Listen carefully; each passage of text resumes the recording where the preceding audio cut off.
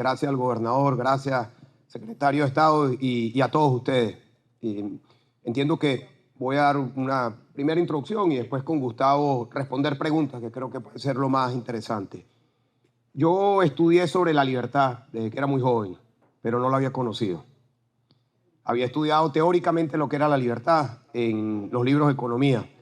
Había estudiado lo que era la libertad en la ciencia política o también en el arte, en la poesía, pero no la conocía. Yo conocí la libertad en la cárcel. Conocí la libertad en una celda de 2 metros por 1,5 metros, con una letrina, en donde no tenía electricidad, en donde pasaba 12 horas con algo de luz y 12 horas a oscuras, en donde no decidía qué comía, en donde no podía decidir salir de esa celda, sino cuando decían otras personas sacarme, en donde mi libertad se limitaba a la alegría de poder ver la luna cuando había luna llena, o poder jugar con unos escarabajos que entraban en mi celda que me hacían compañía. No conocía la libertad hasta que estuve preso, pero cuando la conocí me enamoré de la libertad mucho más de lo que me había llevado a la cárcel. Por eso escribí un libro que lo llamé Preso pero Libre. Estuve en la cárcel, en confinamiento solitario, 4 años, en una cárcel militar, pero no me sentí preso. No me sentí preso porque la condición de libertad, en una de sus dimensiones, se lleva en nuestro ser, en nuestra conciencia, en nuestra alma. Nunca me arrepentí de haber llamado a protestar en contra de la dictadura de Nicolás Maduro, de haber liderado las protestas en contra de la dictadura.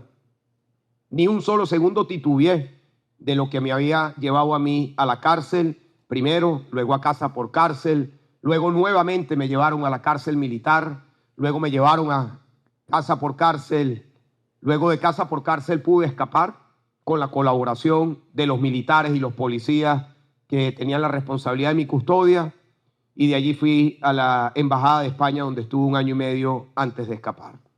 Conozco hoy la libertad y sus consecuencias, y les puedo decir, la libertad no es una sola cosa. La libertad es una palabra que se usa mucho, pero la libertad es un conjunto de elementos que tienen que existir para que una persona, un individuo, una mujer, un hombre sean realmente libres. Una sociedad es libre cuando sus ciudadanos son libres. Y los ciudadanos son libres cuando pueden hacer distintas cosas. Son libres porque pueden hablar con libertad. Son libres porque pueden ejercer su actividad económica con libertad. Son libres porque pueden desplazarse con libertad. Son libres porque pueden asociarse con libertad. Es decir, la libertad es un conjunto de condiciones de las personas dentro de una sociedad. Yo vengo de un país que fue referente de democracia y de prosperidad para la América Latina y para el mundo. Vengo de un país que era una isla de democracia en un continente que en un momento dado estaba gobernado por dictadura.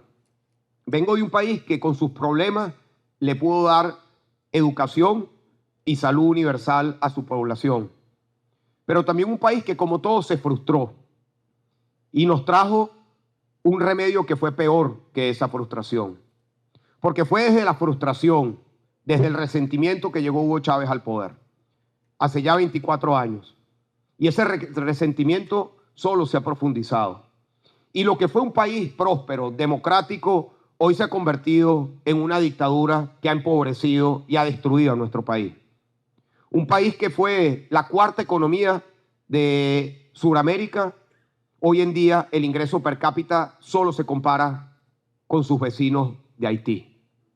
Un país que tiene hoy las mayores desigualdades del planeta, en donde casi el 90% de la población vive en una situación de pobreza, 70% en situación de pobreza extrema. Estas no son cifras mías, son cifras de los investigadores de la Universidad Católica Andrés Bello, que llevan más de 20 años haciendo estudios sobre la situación de pobreza en el país.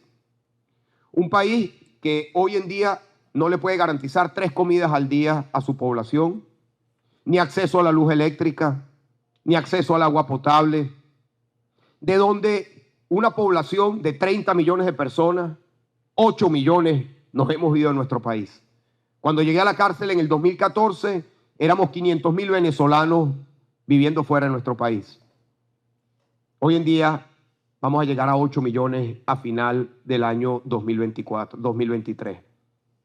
No fue una guerra, no fue un terremoto, no fue un huracán, fueron las ideas torcidas de quienes gobernaron a Venezuela que nos llevaron a la condición en donde hoy estamos.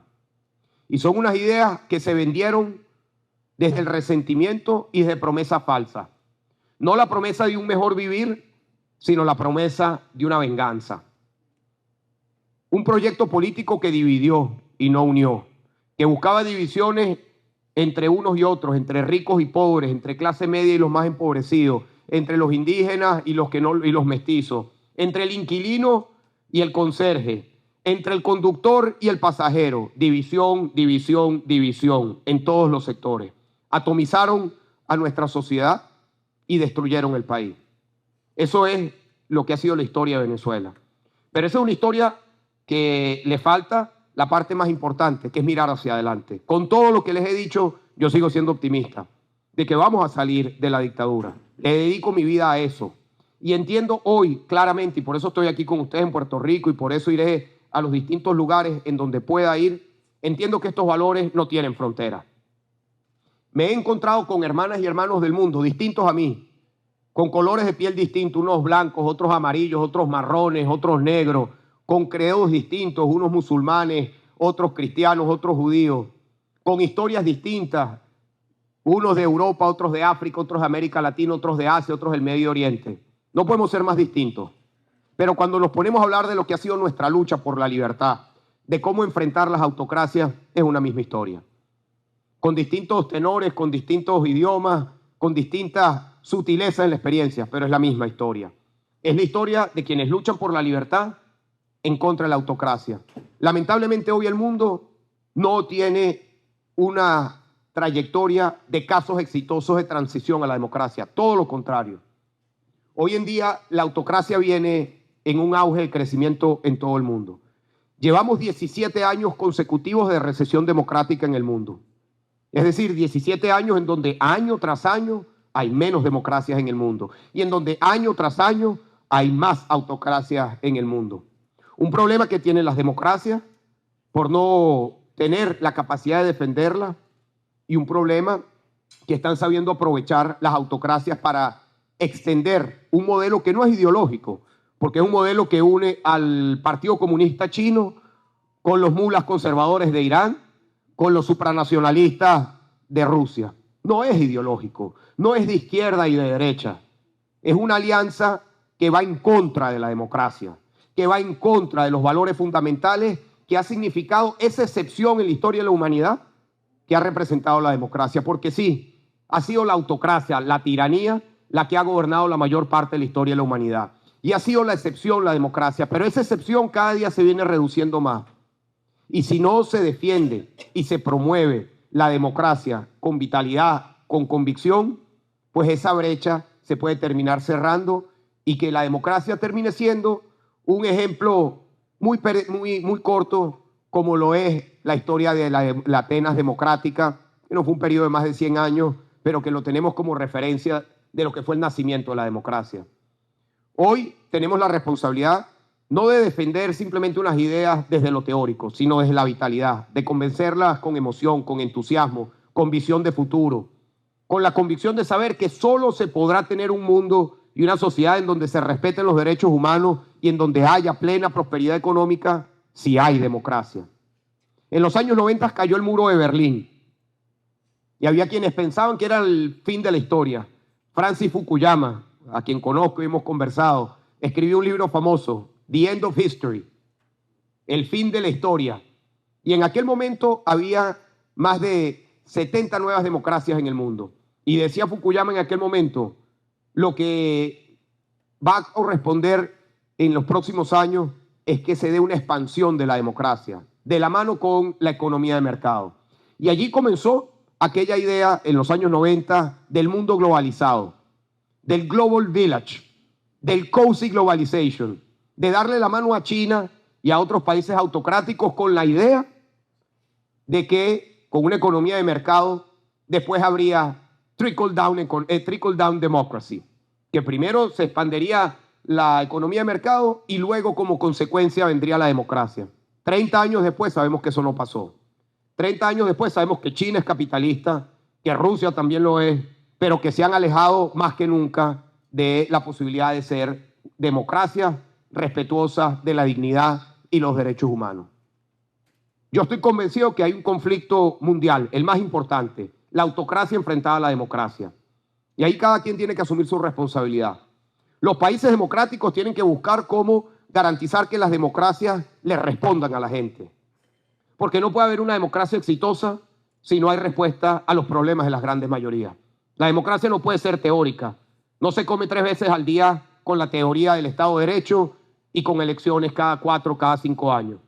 La democracia requiere darle respuesta a las grandes mayorías en sus necesidades vitales, en sus necesidades de educación, de salud, de oportunidades, pero hacerlo de tal manera en donde se respete la dignidad de la persona y la posibilidad de que esa prosperidad se pueda expandir.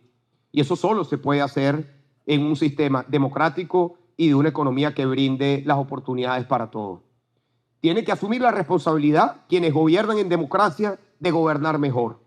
Y tenemos que asumir la responsabilidad de quienes estamos viviendo en autocracia de salir de esas autocracias, enfrentándolas, superándolas con valentía, con entrega, pero entendiendo que no nos podemos acomodar a vivir bajo una tiranía y vivir bajo una autocracia. Yo vengo de un país, como se lo relaté anteriormente, que se ha destruido. Un país muy distinto al que teníamos hace 15, 20 años. Hoy Venezuela es otra, en muchos sentidos. Y seremos a futuro, cuando logremos la democracia, un país muy distinto del que fuimos. No hay que ver el futuro con la nostalgia del pasado. Hay que ver el futuro con las potencialidades que nos da las circunstancias del momento. Y estoy convencido, y con esto termino, que no podemos solo. Y no lo digo porque somos débiles y no queremos la libertad en nuestro país. Lo digo porque quienes queremos la democracia y la libertad en Venezuela no nos estamos enfrentando solamente a Nicolás Maduro. Nos enfrentamos a Maduro y nos enfrentamos a Putin y nos enfrentamos a Xi Jinping y nos enfrentamos a los mulas de Irán y nos enfrentamos a todas las autocracias que han tomado a Venezuela, a Cuba, a Nicaragua y también a Bolivia en el continente como territorios de expansión. Y para muestra, el secretario de Estado de Rusia, ministro de Exteriores, Lavrov, estuvo en Caracas hace 3 semanas. Hace 1 mes y medio estuvo el ministro de Exteriores de Irán. El día de ayer estaba el ministro de Exteriores de Burkina Faso, un país africano que tuvo un golpe de Estado a finales del año pasado. Por allá han desfilado todos los autócratas. Y hay todavía quienes creen inocentemente que a Maduro se le puede convencer para que voluntariamente pueda avanzar a la democracia. Yo no lo creo. He vivido en las entrañas del monstruo. Conozco bien lo que significa una estructura criminal, y de eso hablaremos ahora, que domina nuestro país. No hay posibilidad de que tengamos una transición a la democracia si no tenemos el acompañamiento de las democracias del mundo y principalmente de los Estados Unidos. Estados Unidos, y ustedes relacionados con Estados Unidos, tienen una responsabilidad global de entender que tienen la primera responsabilidad en la expansión de la democracia y la libertad en el mundo.